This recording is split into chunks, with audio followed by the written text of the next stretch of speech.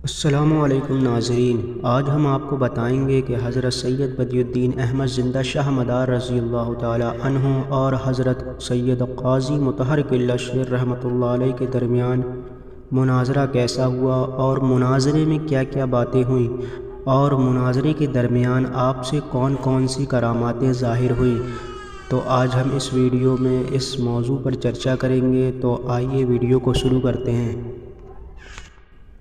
ایک بار کی بات ہے کہ حضرت قاضی مطہر کے دل میں احیاً یا اتفاقاً معرفت الہی کا جذبہ پیدا ہوا اور علوم پر علوم باطنیہ کا رنگ اپنی جگہ بنانے لگا، یہاں تک کہ آپ کے روز و شب چند ہی ایام کے بعد بس اسی فکر میں گزرنے لگے کہ کسی مرشد کامل کی خدمت میں رہ کر معرفت الہی حاصل کرنا چاہیے۔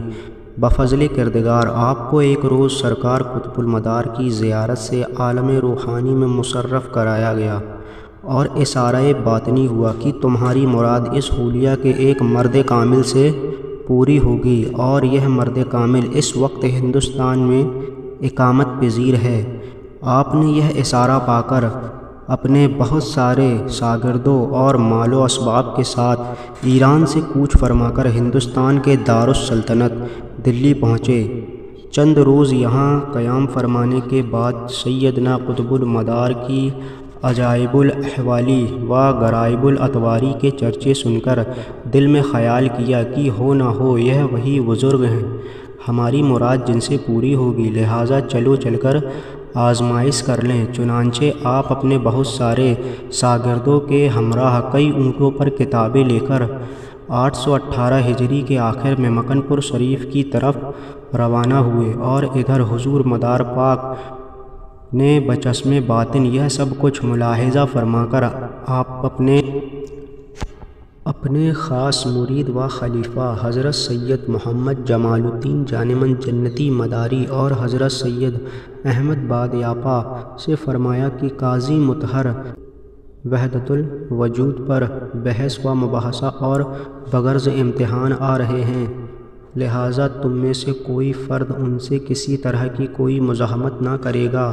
چنانچہ چند روز بعد قاضی مطہر قلہ شیر رحمۃ اللہ علیہ اپنے شاگردوں کے ساتھ مکن پور شریف کے قریب پہنچ گئے، مگر جب آپ اپنے اونٹوں کے ساتھ عیسن ندی میں اترے تو اچانک ندی میں اس قدر جوش آیا کہ تمام مال و اسباب ضائع ہو گیا اور ساری کتابیں بھیگ گئیں، بمشکل جانیں بچیں۔ مگر اس کے باوجود قاضی صاحب کے ارادے میں کوئی تبدیلی نہیں آئی، اور سرکار زندہ شاہ مدار کی خانقاہ میں پہنچ کر آپ نے بغیر کسی تاخیر کے بغرض امتحان دعوت مباحثہ دے دیا۔ چونکہ حضور مدار پاک کے چہرہ مقدسہ پر اکثر و بیشتر نقاب پڑی رہتی تھی، مگر انوار و تجلیات کی کچھ اس درجہ بہتات تھی کہ باوجود نقاب کے آپ کی پوری خد و خالہ دکھائی پڑتی تھی۔ اس طرح کسی قندیل پر کپڑا ڈالنے کے بعد شمع دکھائی دیتی ہے، اسی طرح مدار پاک کا چہرہ بھی نقاب ڈالنے کے بعد دکھائی دیتا تھا۔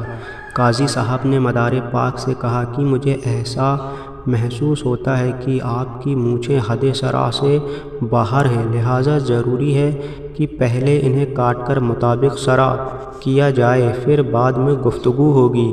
قاضی صاحب کی باتیں سن کر حضور مدار پاک زیر لب مسکرائے اور قاضی صاحب سے فرمایا کہ آپ اس کام سے پہلے کتب فقہ جو اپنے ہمراہ لائے ہیں انہیں دیکھ لیں تاکہ انہی کے مطابق گفتگو کی جائے۔ قاضی صاحب نے کتابیں دیکھی تو معاملہ بڑا عجیب و غریب تھا۔ تمام اوراق کے تمام حروف غائب تھے، صرف اللہ محمد باقی رہ گئے تھے۔ قاضی صاحب کو آپ کی جلالت و بزرگی کا احساس تو ضرور ہوا، مگر اس کے باوجود آپ نے دوبارہ پھر آپ کی مونچھوں کی جانب کاٹنے کا اشارہ کیا۔ مدار پاک نے اپنے ایک خادم کو حکم دیا کہ قاضی صاحب کو کینچی دے دی جائے تاکہ قاضی صاحب اس کام کو خود انجام دیں۔ حضور مدار پاک کے حسب ارشاد قاضی صاحب کو کینچی دے دی گئی۔ پھر حضور مدار پاک نے اپنی نقاب کو مونچھوں تک پہنچنے کی مقدار میں اوپر اٹھا لیا، اور بقیہ چہرہ اور جسم زیر نقاب ہی رہا۔ نقل ہے کہ حضرت قاضی مطہر نے بغیر توقف فوراً کینچی چلائی، مگر ابھی چند ہی بال کٹے ہوں گے کہ ان میں سے بعض بالوں سے خون اور بعض بالوں سے دودھ کے فوارے نکلنے لگے۔ قاضی صاحب یہ معاملہ دیکھ کر تھرا گئے اور کینچی ہاتھ سے چھوٹ گئی۔ مدار پاک نے قاضی صاحب سے فرمایا کہ قاضی صاحب، ان بالوں میں شریعت و طریقت کی موزیں پنہاں ہیں، جس کے عرفان کے لیے بینائی قلب کی ضرورت ہے۔ قاضی صاحب کے لیے اتنا ہی کافی تھا، مگر مزید امتحان کے لیے آپ نے مسئلہ وحدت الوجود کی بحث چھیڑ دی۔ حضرت مدار پاک نے قاضی صاحب کے تمام سوالات کا معقول و منقول سے انتہائی جامع جواب دیا۔